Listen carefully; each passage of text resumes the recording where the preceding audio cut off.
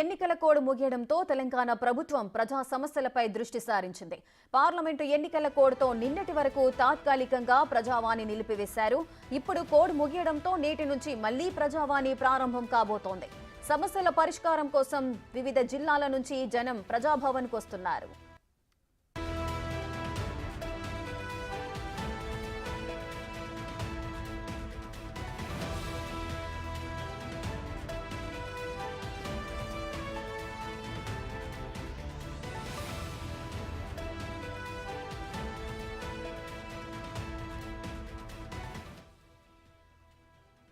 రాష్ట్రంలో ఎన్నికల కోడ్ ముగియడంతో తెలంగాణ ప్రభుత్వం ప్రజా సమస్యలపై అయితే దృష్టి సారించింది. మొన్నటి వరకు పార్లమెంటు ఎన్నికలతో బిజీగా ఉన్న రెండు తెలుగు రాష్ట్రాలు ఇప్పుడు ఎన్నికలన్నీ కూడా పూర్తి చేసుకున్నాయి. ఇక ప్రజా సమస్యలపై అయితే దృష్టి సారించాయి. ఇక నిన్నటితో కోడ్ ముగియడంతో ఇవాల్టి నుంచి మళ్లీ ప్రజావాణి ప్రారంభం కాబోతోంది. తెలంగాణలో సమస్యల పరిష్కారం కోసం వివిధ జిల్లాల నుంచి కూడా జనం ప్రజాభవన్కి అయితే వస్తున్నారు.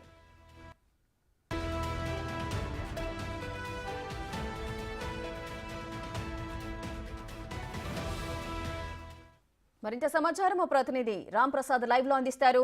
రామ్ ప్రసాద్, జనమంతా కూడా ప్రజాభవన్ కు చేరుకుంటున్నట్లుగా తెలుస్తోంది. ఎన్నికల కోడ్ అయితే ముగిసింది. ఇక వారి సమస్యలను ఏకరువు పెట్టడానికి ప్రజాభవన్ కు వస్తున్నట్లుగా సమాచారం అయితే అందుతోంది. ప్రజెంట్ అక్కడ సిచ్యువేషన్ ఏ విధంగా ఉంది?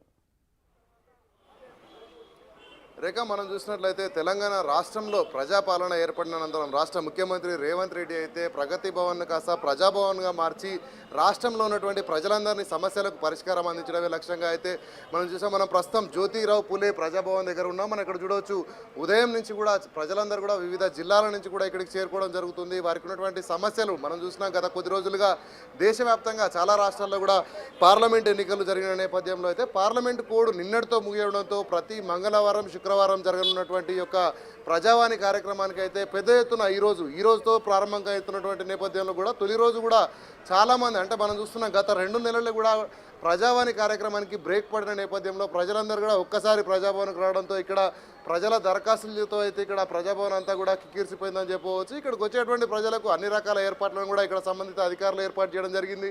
ముఖ్యంగా ఈ ప్రజాభవన్ పరిసర ప్రాంతాలలో కూడా భారీగా పోలీసులు బందోబస్తు ఏర్పాటు చేయడంతో పాటు వచ్చినటువంటి ప్రజలందరికీ కూడా లోపలికి తీసుకోవడంతో పాటు వారికి ఏదైతే తొలిగా ఇక్కడ దరఖాస్తులకు సంబంధించినటువంటి రిజిస్ట్రేషన్ చేసుకొని రిజిస్ట్రేషన్ అనంతరం కూడా వారికి సంబంధించినటువంటి దరఖాస్తులను అధికారుల దృష్టికి తీసుకువెళ్ళి అధికారులకు దరఖాస్తు చేసుకునేటువంటి ఒక ప్రక్రియకు కూడా అవకాశం కల్పిస్తూ ఉన్నారు. మనం ఇక్కడ చూడవచ్చు, చాలామంది ఇక్కడ బాధితులు కూడా ఉన్నారు. వారి సమస్యల పరిష్కారం కోసం వచ్చిన వాళ్ళు వారి గురించి అడిగి తెలుసుకునే ప్రయత్నం చేద్దాం. బ్రదర్, చెప్పండి, మీ సమస్య ఏంటి? మీరు ఎక్కడి నుంచి వచ్చినారు? సార్, నా పేరు హనుమంతు. మేము వనపర్తి డిస్ట్రిక్ట్ నుంచి వచ్చాము. మాది రోడ్ సమస్య సార్. గత 4 సంవత్సరాలుగా మాకు రోడ్డు గురించి పోరాడుతూ ఉన్నాము. గతంలో మాకు బండ్ల బాట ఉండేది, రైతులకి పొలం బాట. అయితే అది పట్టా పొలం అని చెప్పేసి పట్టాదారులు వచ్చేసి దాన్ని ఇది మా పట్టా పొలం నుంచి తవ్వేశారు. అయితే మాకు పర్మనెంట్ సొల్యూషన్ కావాలని చెప్పేసి మా ఊరి చుట్టుపక్కలకి వెళ్ళి గవర్నమెంట్ భూమి ఉంది. ఆ భూమి గుండా మాకు రోడ్ వస్తే పర్మనెంట్గా ఉంటుందన్న ఉద్దేశంతో మేము జిల్లా స్థాయి అధికారుల దగ్గరికి ఫస్ట్ ఎంఆర్ఓ దగ్గరికి వెళ్ళాము. ఎంఆర్ఓ తర్వాత అక్కడ సమస్య పరిష్కారం కాకపోతే ప్రజావాణి ఉంది కదా, మన కలెక్టర్ సార్ దగ్గరికి వెళ్తే మాకు సమస్య పరిష్కారం అవుతుందని చెప్పేసి కలెక్టర్ గారి దగ్గరికి వెళ్ళాము. 2020 మార్చిలో వెళ్ళాము ఫస్ట్ కలెక్టర్ గారి దగ్గరికి. అప్పటి నుంచి మా సమస్యని వాళ్ళు తొందరగా క్లియర్ చేస్తారని చెప్పేసి తిరుగుతూ ఉన్నాము. ఇవాళ అవుతుంది, రేపు అవుతుంది అని చెప్పేసి ప్రాసెస్ చేస్తూనే ఉన్నారు. కానీ 4 సంవత్సరాలకి వెళ్ళి ఎలాంటి ప్రాసెస్ చేస్తారో మాకైతే అర్థం కాలేదు. కానీ అధికారులు ఎక్కడ ఎలా ఉంటారో తెలియదు. కానీ మా వనపర్తి డిస్టిక్లో మాత్రం చాలా డిలే ఉన్నారు.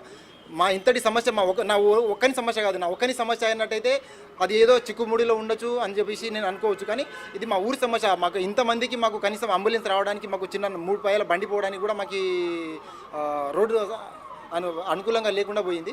అందు గురించి అని చెప్పేసి మేము 4 సంవత్సరాలకి వెళ్ళి తిరుగుతూ ఉన్నాము. ఇంతో కాలానికి లాస్ట్ టైం నిరంజన్ రెడ్డి సార్కి రిక్వెస్ట్ చేయంగా వాళ్ళు కొంచెం ఎమ్మెల్యే ఫండ్స్లోకి వెళ్ళి కొంచెం అమౌంట్ ఇస్తాము చేయించుకోండి అని చెప్తే మేము గవర్నమెంట్ భూమిలోకి వెళ్ళి కొంచెం కొంతవరకు రోడ్డు ఒక 90% కంప్లీట్ చేయడం జరిగింది. దాంట్లో మాకు ఒక 4 గుంటలంతా ప్రైవేటు పట్టా ల్యాండ్ ఉందని చెప్పేసి ఆ పట్టేదారులు కోర్టులో కేసు పెట్టేసి దాన్ని ఆపేశారు. కానీ అదే పట్టాదారు ఎవరైతే 4 గుంటల భూమి ఉందని చెప్పేసి అంటున్నారో ఆయనకి దాదాపు 4 ఎకరాల భూమి గవర్నమెంట్ భూమిని వాళ్ళు క్లీన్ చేసేసుకొని చదువు చేసేసుకొని వాళ్ళు వ్యవసాయం చేసుకుంటూ ఉన్నారు.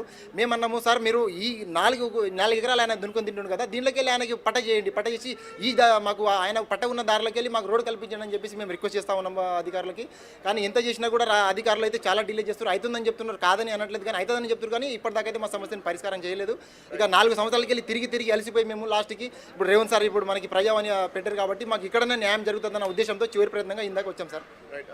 ఇది పరిస్థితి. మనం చూసినట్లయితే వ్యక్తిగత సమస్యలతో పాటు గ్రామానికి రోడ్డు కావాలి, అంబులెన్స్ అంటే ఏదైనా ప్రమాదం జరిగినప్పుడు అంబులెన్స్ రావడానికి కూడా అవకాశం లేదంటూ అయితే వనపర్తి జిల్లా నుంచి కూడా రావడం జరిగింది. మనం ఇక్కడ చూద్దాం మరికొంతమంది. సార్ చెప్పండి, మీరు ఎక్కడి నుంచి వచ్చారు, మీరే సమస్యను ఇక్కడ దరఖాస్తు చేసుకోవడానికి వచ్చారు? నా పేరు సాంబయ్య నాయక్ అండి. నేను డ్రగ్ ఇన్స్పెక్టర్గా పనిచేసినాను 33 సంవత్సరాలు, 1989 నుంచి 2019 వరకు. నేను దిల్సుఖ్నగర్ నుంచి వచ్చినానండి.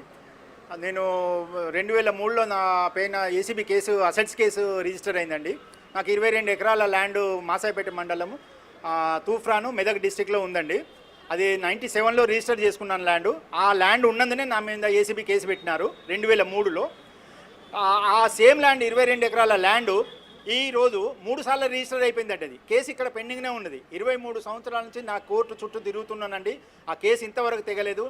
సర్వనాశనం అయిందండి నా లైఫ్. నా సర్వీస్ అంతా నాశనం చేశారు. ఒక ప్రమోషన్ రాలేదు. రిటైర్మెంట్ 2019లో అయినాను. అడ్రస్ చేశాను డీజీ ఏసీబీ గారికి. సార్ మీ అసెట్స్ కేసు ఏమో మీ దగ్గర ఉంది, గవర్నమెంట్ సీజ్ చేసింది ల్యాండ్.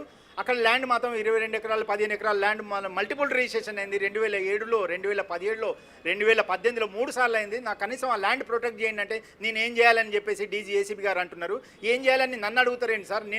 మీరు ఇమీడియట్గా రిజిస్ట్రేషన్ డిపార్ట్మెంట్కు లెటర్ రాసి అది క్యాన్సిల్ చేపించి ఎవరైతే కొన్నారో, ఎవరైతే అమ్మినారో, రిజిస్టర్ ఎవరైతే చేశారో వాళ్ళ మీద క్రిమినల్ కేసు పెట్టేసి ధరణిలో నా పేరు తీసేశారండి. నేనేమో 97లో కొన్నవాడిని, నా పేరు తీసేసి 2007, 2017లో కొన్న వాళ్ళ పేర్లు పెట్టేసారు. ఇది ఎక్కడ విచిత్రం? వితౌట్ నోటీసు ధరణిలో వాళ్ళ పేర్లు వస్తున్నాయి, నా పేరు తీసేశారు. 23 సంవత్సరాల నుంచి నా సర్వీస్ మొత్తం నాశనం చేశారండి. నాకు ఈ రోజు వరకు న్యాయం జరగలేదు ఏసీబీ కోర్టులో. నేను ఒకటే రిక్వెస్ట్ చేస్తున్నానండి డీజీ ఏసీబీ గారికి, ఇమ్మీడియట్గా ఈ 3 సేల్ డీళ్లు రిజిస్టర్డ్ అయినవి, సబ్సిక్వెంట్ అయినవి క్యాన్సిల్ చేసుకుంటూ వాళ్ళ మీద క్రిమినల్ కేసులు ఫైల్ చేసి ఆ ధరణిలో నా పేరు ఎక్కించేసి ఈ కేసును డిస్పోజ్ చేసే విధంగా చేయాలని చెప్పేసి కోరుకుంటున్నాను. అదేవిధంగా ఇప్పుడు మీరు దీనికి సంబంధించి ఏసీబీ అధికారులను కలవడం జరిగిందా? వాళ్ళు ఎలా రెస్పాండ్ అయినారు? మీకు ఎన్నిసార్లు కలిసారు? ఇప్పుడు ఇది ఇక్కడికి రావడం ఎన్నోసారి మీరు? నేను డీజీ ఏసీబీ ఆఫీస్ చుట్టూ గత 4 సంవత్సరాల నుంచి తిరుగుతున్నానండి. ఒక్క పని కాదు సార్. అక్కడ లెటర్లు తీసుకుంటారు, అక్నాలజ్మెంట్ ఇస్తారు, ఒక్క అకౌంటబిలిటీ లేదండి. ఆ గేట్ దగ్గర నేను నిలబడాలండి. మహా కష్టంగా లోపల పోయి అప్లికేషన్ ఇస్తాను, ఎవ్వరు స్పందించట్లేదు సార్. 4 ఇయర్స్ నుంచి నేను వాళ్ళ చుట్టూ తిరుగుతూనే ఉంటాను. డీజీ ఏసీపీ ఆఫీస్ చుట్టూ తిరుగుతున్నాను, డీజీ విజిలెన్స్ వాళ్ళు చుట్టూ తిరుగుతున్నాను, రిజిస్ట్రేషన్ డిపార్ట్మెంట్ ఐజీ దగ్గర కూడా తిరుగుతున్నానండి, సీసీఎల్ఏతో సహా. ఒక్క పని కాలేదు సార్. రిజిస్ట్రేషన్ డిపార్ట్మెంట్లు కానీ మా డీజీ ఏసీబీ ఆఫీసే చేయాలండి. Because they have filed A case against me under assets case. వాళ్ళ అసెట్స్ ప్రొటెక్ట్ చేయాలి, వాళ్ళు ప్రొహిబిషన్లు పెట్టించాలి. ఇమీడియట్గా నేను రిక్వెస్ట్ చేసేది ఆ 3 సేల్ డీల్ క్యాన్సిల్ చేసి వాళ్ళ ఈరోజు మీరు ఎవరిని అడ్రస్ చేస్తూ ఈ యొక్క దరఖాస్తు ఇచ్చినారు? ప్రధానంగా మీ సమస్య పరిష్కారం కోసం సీఎం గారికి అడ్రస్ చేశానండి. డీజీ ఏసీబీ గారికి డైరెక్షన్ ఇవ్వమని, ఈ సబ్సిక్వెంట్ సేల్ డీల్ అయిన వాటి మీద చర్య తీసుకోవాలని చెప్పేసి, ధరణిలో నా పేరు ఎక్కించాలని చెప్పేసి నా 23 సంవత్సరాల నుంచి నలిగిపోతున్నానండి కోర్టులో. ఈ రోజు వరకు ఆ కేసు డిస్పోజ్ కాలేదండి. నా ల్యాండ్ ప్రొటెక్షన్ లేదు. ఇప్పుడు 3 సార్లు రిజిస్టర్ అయింది. ఆ ల్యాండ్ ప్రొటెక్ట్ చేసుకోవడానికి నేను వీళ్ళని బతిలాడవలసి వస్తుంది. ఆ కేసులో తిరగడమే కాకుండా ఆ ల్యాండ్ మల్టిపుల్ రిజిస్ట్రేషన్ అయిందని నేను చెప్పాలండి వీళ్ళకు. Is it not the responsibility of the DG ACB to protect my land when they have filed a case against me and they are not least bothered about my property? I request the government, the folded hands, immediately take an action against the concerned registration department and purchaser vendor and sub-registrar and restore my name in the Dharani portal.